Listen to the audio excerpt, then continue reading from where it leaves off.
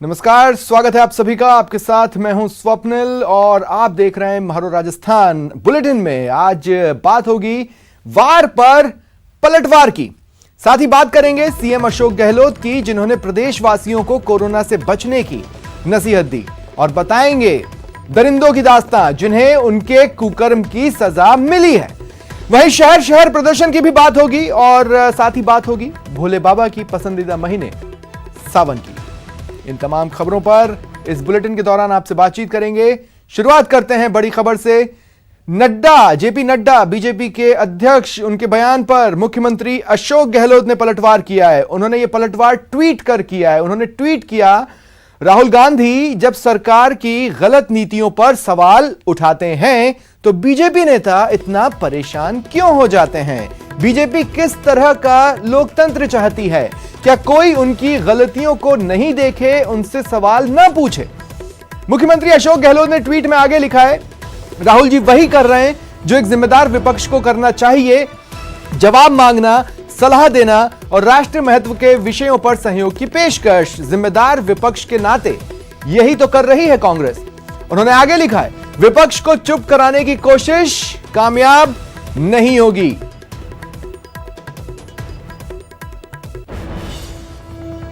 बता दें, ट्विटर पर बीजेपी और कांग्रेस के बीच जंग छिड़ी है। एक ट्वीट कर कांग्रेस के पूर्व अध्यक्ष राहुल गांधी ने केंद्र सरकार पर वार किया। जवाब में बीजेपी अध्यक्ष जेपी नड्डा ने पलटवार किया और यह सियासी लड़ाई असफलता बनाम वंशवाद की हो गई।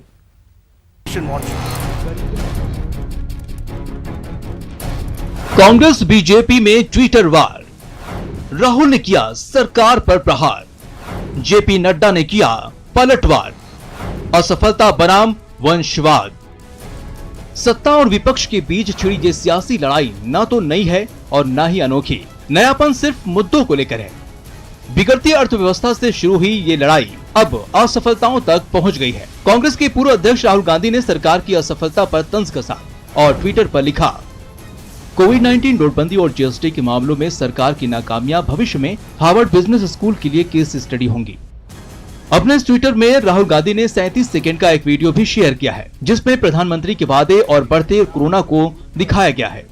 आप खुद देखिए वो वीडियो। उसमें 21 दिन लगने वाले, ताली बजा करके, थाली बजा करके, घंटी बजा करके। इससे पहले भी कई बार राहुल गांधी लॉकडाउन की स्ट्रेटजी को फेल बता चुके हैं, लेकिन इस बार उन्होंने इसमें नोटबंदी और जीएसटी को भी जोड़ दिया है। अब जब वार हुआ है तो पलटवार भी तय है। प्रहार का जिम्मा उठाया बीजेपी अध्यक्ष जेपी नड्डा ने और वंशवाद के जरिए राहुल गांधी पर निशाना साधा। राहुल गांधी का ताल्लुक उस गौरवशाली वंश परंपरा से है जहां रक्षा के लिए समिति नहीं बल्कि कमीशन मायने रखता है। कांग्रेस में कई ऐसे योग्य सदस्य हैं जो संसदीय मामलों की जानकारी रखते हैं, लेकिन एक शाही परिवार कभी भी वैसे नेताओं को आगे बढ़ने नहीं देगा। दरअसल इन दिनों जब से चीन सीमा पर आ डटा था, राहुल गांधी उसको लेकर केंद्र सरकार पर हमलावर थे। अब जब संसद की रक्षा मामलों की स्थायी समिति की रिपोर्ट आई है, तब नड्डा भी हमलावर हो गए हैं। राहुल गांधी रक्षा मामलों की संसद की स्थायी समिति की एक भी बैठक में शामिल नहीं हुए, लेकिन दुख की बात यह है कि वो देश का मनोबल गिराने, सशस्त्र बलों के शौर्य पर सवाल उठाने के साथ साथ वो सभी काम कर रहे हैं जो एक जिम्मेदार विपक्षी नेता को नहीं करना चाहिए। आपको बता दें कि संसदीय समितियां एक तरह से मिनी संसद होती हैं, जिसमें लगभग सभी दलों के चुनकर आए सदस्यों को शामिल किया जाता है। लोकसभा की वेबसाइट के मुताबिक रक्षा मामलों की इस संसदीय समिति की पहली बैठक 27 सितंबर 2019 को हुई थी और आखिरी बार ये समिति 12 मार्च 2020 को बैठी थी। तब से लेकर अब तक 11 बार इस समिति की बैठक हो चुकी है, लेकिन सदस्य होने के बावजूद राहुल गांधी एक बार भी इस बैठक में शामिल नहीं हुए हैं। Bureau report, news 18 network. मुख्यमंत्री अशोक गहलोत वीसी के जरिए शहरी निकायों के जनप्रतिनिधियों और सफाई कर्मियों से रूबरू हुए। सीएम ने कोरोना काल में सभी के अनुभव सुने। इस दौरान सीएम ने 2 बड़ी घोषणाएं भी की। उन्होंने मंदिर खोले जाने की मांग पर कहा कि साधु संत मंदिर जा सकते हैं, केवल श्रद्धालुओं पर रोक है। साथ ही सीएम ने डूंगरपुर में सफाई के क्षेत्र में हुए काम की जमकर तारीफ की और अफसरों को साफ निर्देश दिए कि राजस्थान में एक भी सफाई कर्मी सीवरेज में नहीं उतरना चाहिए।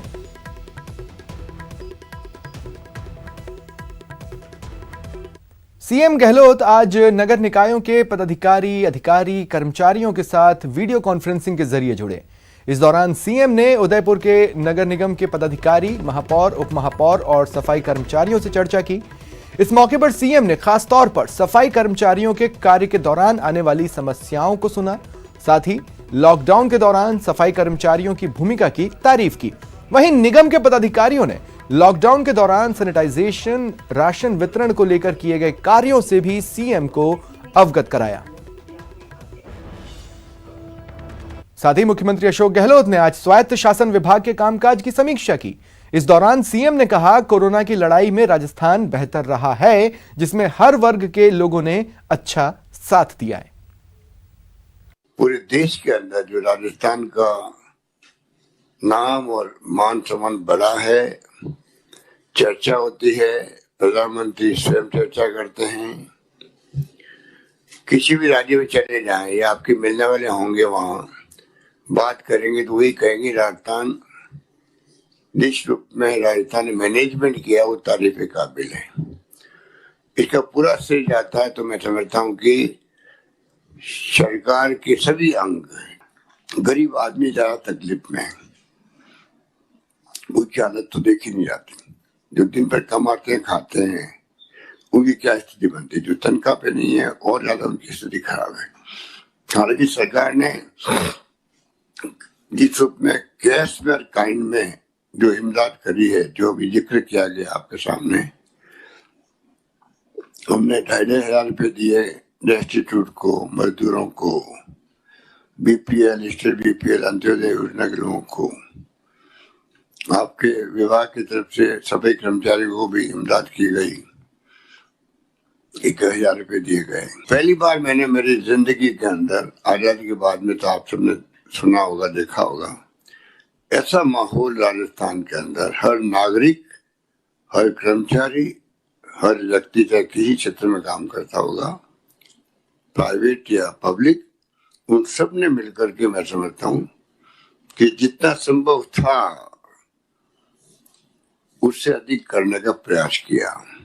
राजस्थान सतर्क है, ये हमने कहा था, उसको निभाया। कोई भूखा नहीं सोए, मैंने कहा, वो नारा बन गया। अब तो प्रधानमंत्री जी जब राष्ट्र को संबोधित करते हैं, वो भी बोलते हैं भूखा नहीं सोना चाहिए कोई। इसके मायने है कि एक थीम जो थी कि कम से कम अपना भाई बंधु कोई भूखा नहीं रहना चाहिए, और मेरे ख्याल से आप सबके प्रयास से उसमें अपन ने पूरी तरह सफलता प्राप्त करी। शहरी निकायों की वीसी के दौरान बीजेपी के 2 निकाय प्रमुखों ने सीएम अशोक गहलोत की जमकर तारीफ की।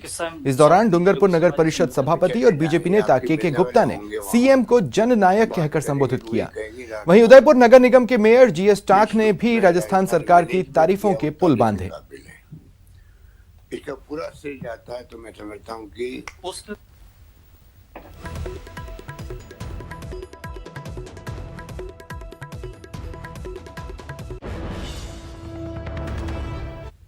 प्रदेश में आज कई जगहों पर प्रदर्शन दिखे। चूरू के सुजानगढ़ उपखंड कार्यालय पर बीजेपी कार्यकर्ताओं ने प्रदर्शन किया। पूर्व मंत्री खेमाराम मेघवाल के नेतृत्व में कार्यकर्ताओं ने प्रदर्शन किया और बिजली की अघोषित कटौती और पानी की किल्लत का विरोध किया। उधर कोटा में बीजेपी युवा मोर्चा की ओर से नयापुरा विद्युत विभाग के बाहर 1 दिवसीय धरना देकर बिजली बिल माफ करने की मांग उठाई गई। वहीं झालावाड़ में बीजेपी ने बिजली कटौती को लेकर प्रदर्शन किया। करौली में भी बीजेपी ने 3 महीने के बिजली बिल को माफ करने की मांग की। और अब बात उन पेरेंट्स की जिन्होंने निजी स्कूलों के खिलाफ फीस को लेकर हल्ला बोला, जमकर प्रदर्शन किया। जयपुर, जोधपुर, कोटा, उदयपुर की ये तस्वीरें आपके टीवी स्क्रीन पर।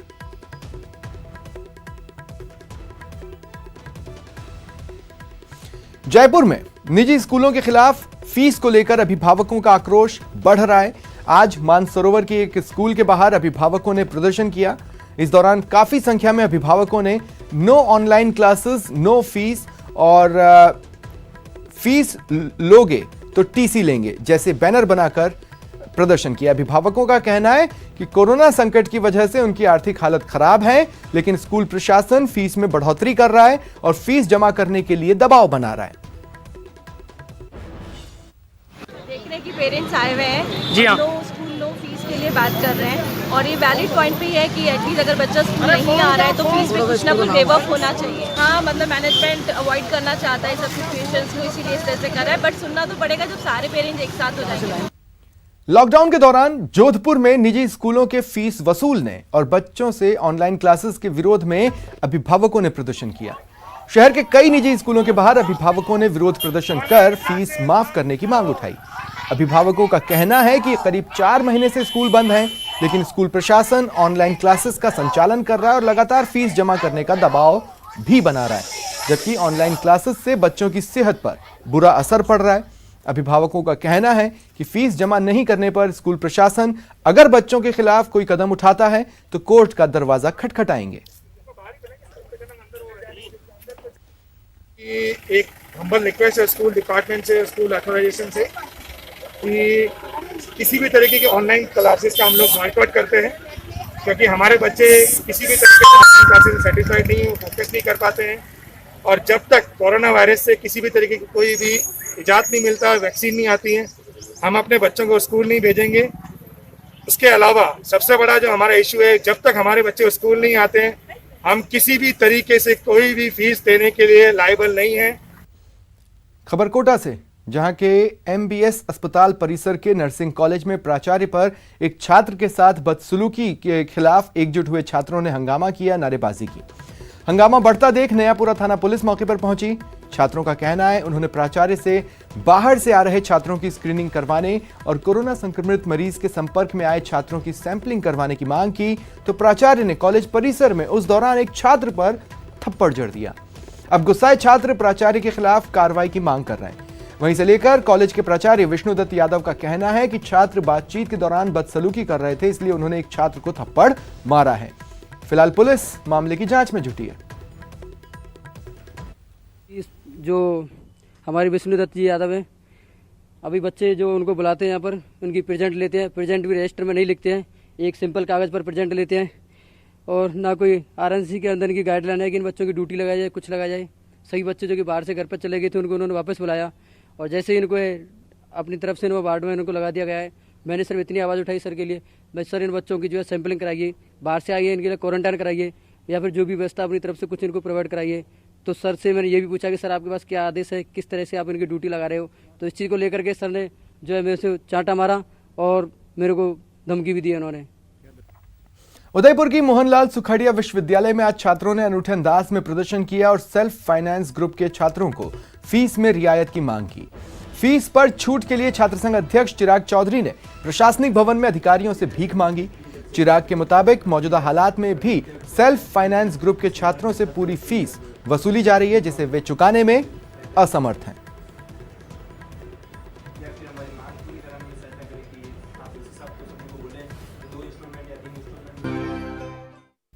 और अब बात करते हैं इंसाफ की। आज दुष्कर्म की 2 पीड़िताओं को इंसाफ मिला है। भीलवाड़ा में पॉक्सो कोर्ट ने दोषी को 10 साल की सजा सुनाई। वहीं अलवर में पॉक्सो कोर्ट ने दरिंदे को 4 साल बाद 12 साल कैद की सजा दी।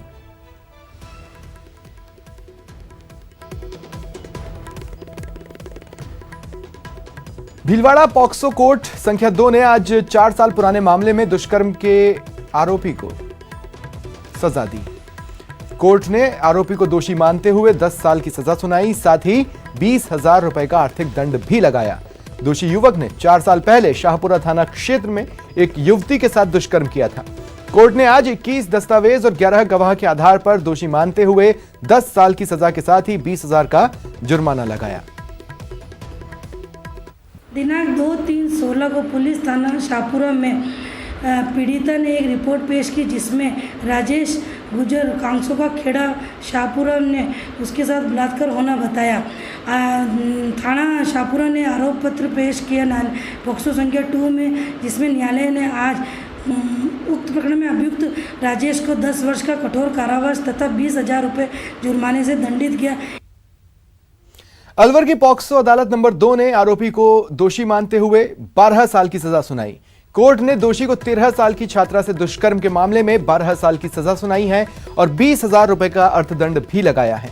बता दें, फरवरी 2017 में बानसूर थाने में एक मामला दर्ज हुआ था, जिसमें पीड़ित के पिता ने रिपोर्ट दर्ज कराई थी कि उसकी 13 साल की बेटी घर से स्कूल जा रही थी। रास्ते में राम सिंह ने उसे पकड़कर जबरन दुष्कर्म किया। 20/2/2017 को एक रिपोर्ट दर्ज कराई थी बानसूर थाने का मामला है, जिसमें बालिका के नाबालिग बच्ची के साथ दुष्कर्म संबंधित रिपोर्ट उसके पिता द्वारा दर्ज कराई गई थी। तो उस रिपोर्ट में 101/2017 FIR नंबर थाना बानसूर में दर्ज हुई, जिसकी पूरी चालान पेश होने के बाद ट्रायल पॉक्सो नंबर 2 में चली।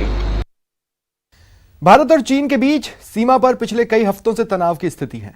इसे लेकर राज्यपाल कलराज मिश्र ने सोशल मीडिया के जरिए व्याख्यान किया। उन्होंने कहा, वाइब्रेंट डेमोक्रेसी भारत की ताकत है और चीन भारत का मुकाबला नहीं कर सकता है।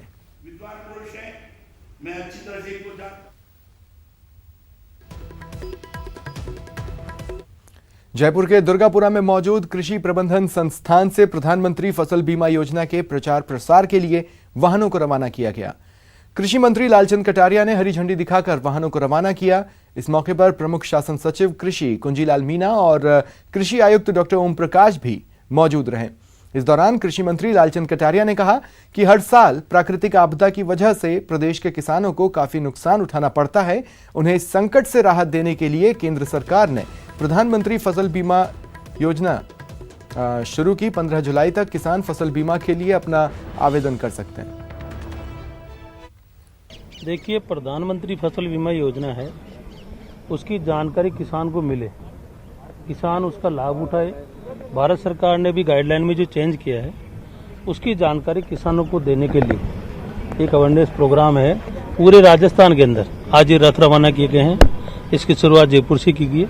सब जिलों में रथ रवाना हुए हैं और 8 तारीख को फसल बीमा के बारे में किसान अपनी जानकारी दे कि उसे शामिल होना या नहीं होना। 15 जुलाई लास्ट है उसकी। और फसल बीमा के बारे में मैं कह सकता हूं कि अभी तक किसानों का विश्वास उसमें बढ़ा है कि जिस भी परिस्थिति में, चाहे वो मौसम का मामला हो, चाहे टिड्डी का मामला हो या कोई परिस्थिति रही हो, किसान को उसका लाभ मिला है। ये जो बदलाव भारत सरकार ने किए नियमों में, उसकी जानकारी किसान को देना राजस्थान सरकार का, हमारे विभाग का कर्तव्य है। हमारे ACS मीना जी, सभी अधिकारियां मौजूद हैं और हम चाहते हैं कि हर गांव में जाके रथ, जब पंचायत भवन या किसानों के जो भी केंद्र हैं उन पे जाके एक जानकारी किसान को देंगे तो निश्चित तौर पे किसान को उसका लाभ मिलेगा। कोरोना की मार झेल रहे बूंदी की टूरिज्म इंडस्ट्री को मेडिको टूरिज्म और वेलनेस सेंटर उबारेगा। राजस्थान सरकार ने मेडिको टूरिज्म और वेलनेस सेंटर के लिए राजस्थान के चयनित किए 20 जिलों में बूंदी जिला भी शामिल है। पिछले दिनों सीएम अशोक गहलोत की VC में मेडिको टूरिज्म और वेलनेस सेंटर पर चर्चा भी हुई थी। उम्मीद की जा रही है आने वाले कुछ दिनों में जमीन का चयन हो जाएगा। इस प्रोजेक्ट को धरातल पर उतारने के लिए 50 से 100 बीघा जमीन की आवश्यकता होगी। मेडिको टूरिज्म और वेलनेस सेंटर में टूरिस्ट के लिए सभी सुविधा रहेगी। आपसे मिले और उन्होंने तीनों हिंडोली, तालेड़ा और बूंदी तहसीलदार और SDM को आदेशित किया है कि तुरंत ज़मीन आवंटित की जाए और चिकित्सक जो भी मिले इसके प्रभारी, उनको कोऑपरेट करके ज़मीन, इनके मौके की ज़मीन दी जाए। क्योंकि उसमें 4 चरण होंगे। एक 1 BHK के कुछ क्वार्टर्स बनेंगे, उसमें कुछ ऑर्गेनिक फार्मिंग की जाएगी जो वहाँ रुकेंगे, और 30 तरह की चिकित्सा एक ही, जैसे पंचगव्य चिकित्सा होगी, पंचकर्म होगी, योग होगा, स्विमिंग पूल होंगे, कुछ औषधीय उद्यान होंगे।